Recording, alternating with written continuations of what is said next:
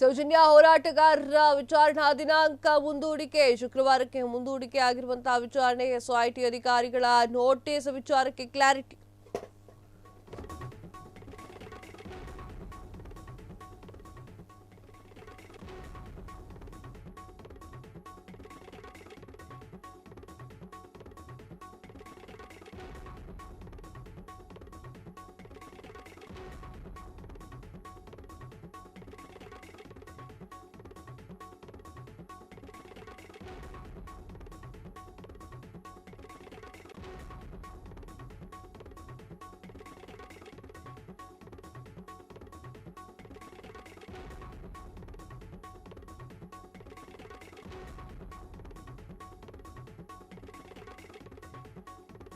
ಸೌಜನ್ಯ ಹೋರಾಟಗಾರರ ವಿಚಾರಣಾ ದಿನಾಂಕ ಮುಂದೂಡಿಕೆ ಶುಕ್ರವಾರಕ್ಕೆ ಮುಂದೂಡಿಕೆ ಆಗಿರುವಂತಹ ವಿಚಾರಣೆ ಎಸ್ಐಟಿ ಅಧಿಕಾರಿಗಳು ನೋಟಿಸ್ ವಿಚಾರಕ್ಕೆ ಕ್ಲಾರಿಟಿ.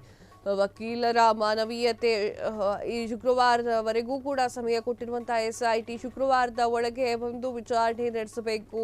ಪ್ರಬಲರ ಕಾರಣವನ್ನ ಹೊರತುಪಡಿಸಿ ಗೈರಾಗಬಾರದು. ಅನಾಹುತ ಪ್ರಕರಣ ಫುಲ್ ಆಕ್ಟಿವ್ ಆಗಿ ಸೌಜನ್ಯ ಹೋರಾಟಗಾರರಿಗೆ ಗಡುವು ಕೊಟ್ಟಿರುವಂತಹ ಎಸ್ಐಟಿ ಇದು ಚೆನ್ನಾಗಿರೋದು. ಗಡುವು ಕೊಟ್ಟಿದ್ದಾರಲ್ವಾ, ಇದು ಚೆನ್ನಾಗಿರೋದು. ಮೈನರ್ ಏನಾದ್ರು ಇತ್ತು ಅಂತಂದ್ರೆ ನೀವು ಆ ಒಂದು ಇದಕ್ಕೆ ಭಾಗಿಯಾಗಬೇಕು ಅಂತೇನಿಲ್ಲ. ಮೇಜರ್ ಏನಾದ್ರು ಇತ್ತು ಅಂದ್ರೆ ಭಾಗಿಯಾಗಬೇಕಂತೇನಿಲ್ಲ. ಮೈನರ್ ಏನಾದ್ರು ಸಮಸ್ಯೆ ಇದ್ದು ಎಲ್ಲರೂ ಬರಬೇಕು ಅಂತ ಹೇಳಿದ್ದಾರೆ. ಬುರ್ಡೆ ಗ್ಯಾಂಗ್ ಬುರ್ಡೆ ಬಿಟ್ಟಿರುವಂತಹ ವಿಚಾರಕ್ಕೆ ಸಂಬಂಧಪಟ್ಟಂತೆ ಈ ರೀತಿಯಾಗಿರುವಂಥದ್ದು. ಹಾಗೆ ಬೆಳ್ತಂಗಡಿ ತಹಶೀಲ್ದಾರ್ ಕಚೇರಿಯಲ್ಲಿ ತಡೆಯನ್ನು ಆಗ್ರಹಿಸಿ ಹೋರಾಟಗಾರರ ಆಕ್ರೋಶ ಕೂಡ ಇದರ ಮಧ್ಯದಲ್ಲಿ ನಡೆಯಿತು. ಏನಾಯಿತು, ಸೌಜನ್ಯ ಅತ್ಯಾಚಾರ ಕೊಲೆ ಪ್ರಕರಣಕ್ಕೆ ನ್ಯಾಯಕ್ಕಾಗಿ ಆಗ್ರಹಿಸಿ ಮನವಿಯನ್ನ ಸಲ್ಲಿಸಿ ತೆರಳಿದಂತಹ ಹೋರಾಟಗಾರನ ತಹಶೀಲ್ದಾರ್ ಕಚೇರಿಯಲ್ಲಿ ತಡೆದು ನಿಲ್ಲಿಸಲಾಯಿತು. ಸೊ ಆ ಒಂದು ಕಾರಣಕ್ಕೆ ಒಂದ್ ಕಡೆಗೆ ಆಕ್ರೋಶಗಳು ಭುಗಿಲಿದ್ವು.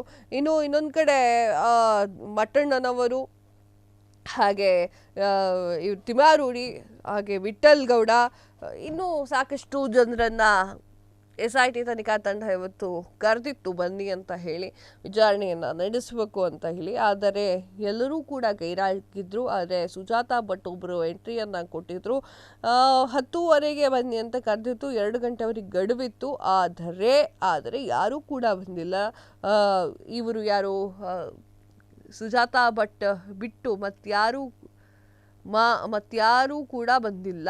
ಸೊ ಆ ಒಂದು ಕಾರಣಕ್ಕಾಗಿ ಈಗ ಶುಕ್ರವಾರದವರೆಗೂ ಕೂಡ ಎಸ್ಐಟಿ ತನಿಖಾ ತಂಡ ಒಂದು ಕಾಲಾವಕಾಶವನ್ನು ಕೊಟ್ಟಿದೆ. ಶುಕ್ರವಾರದ ಒಳಗೆ ಒಂದು ವಿಚಾರಣೆ ಎದುರಿಸಬೇಕು ಅಂತ ಹೇಳಿದೆ. ಪ್ರಬಲ ಕಾರಣ ಹೊರತುಪಡಿಸಿ ಮತ್ಯಾರೂ ಕೂಡ ಗೈರಾಗಬಾರದು. ನೀವೇ ಹೇಳಿರುವಂತಹ ಸಾಕ್ಷಿ, ನೀವೇ ಹೊರಗೆ ಕೊಟ್ಟಿರುವಂತಹ ಸಾಕ್ಷಿ, ಎಲ್ಲ ಸಾಕ್ಷಿಗಳನ್ನು ಕೂಡ ನೋಡಬೇಕು, ನಾವು ತಗೊಂಡು ಬನ್ನಿ ಅಂತ ಹೇಳಿ ಎಸ್ಐಟಿ ತನಿಖಾ ತಂಡ ಹೇಳಿದೆ. ಈಗ ತಗೊಂಡು ಹೋಗ್ತಾ ಇರ್ಬೋದೇನೋ, ಮೋಸ್ಟ್ಲಿ ಗೊತ್ತಿಲ್ಲ. ಎಲ್ಲೆಲ್ಲ ಅಡಕೊಂಡಿದ್ದಾರೋ ಬಿಲ್ದಲ್ಲಿ ಎಲ್ಲರೂ ಕೂಡ ಹೊರಗೆ ಬರಬೇಕು. ಎಲ್ಲವೂ ಕೂಡ ಸರಾಗವಾಗಿ ನಡಿಬೇಕು. ಕ್ಷಣ ಕ್ಷಣದ ಸುದ್ದಿಗಳಿಗಾಗಿ ಫ್ರೀಡಂ ಟಿವಿ ಸಬ್ಸ್ಕ್ರೈಬ್ ಮಾಡಿ, ಲೈಕ್ ಮಾಡಿ ಹಾಗೂ ಫಾಲೋ ಮಾಡಿ. ಹೊಸ ಸುದ್ದಿಗಳ ನೋಟಿಫಿಕೇಶನ್ಗಾಗಿ ಬೆಲ್ ಐಕಾನ್ ಮೇಲೆ ಕ್ಲಿಕ್ ಮಾಡಿ.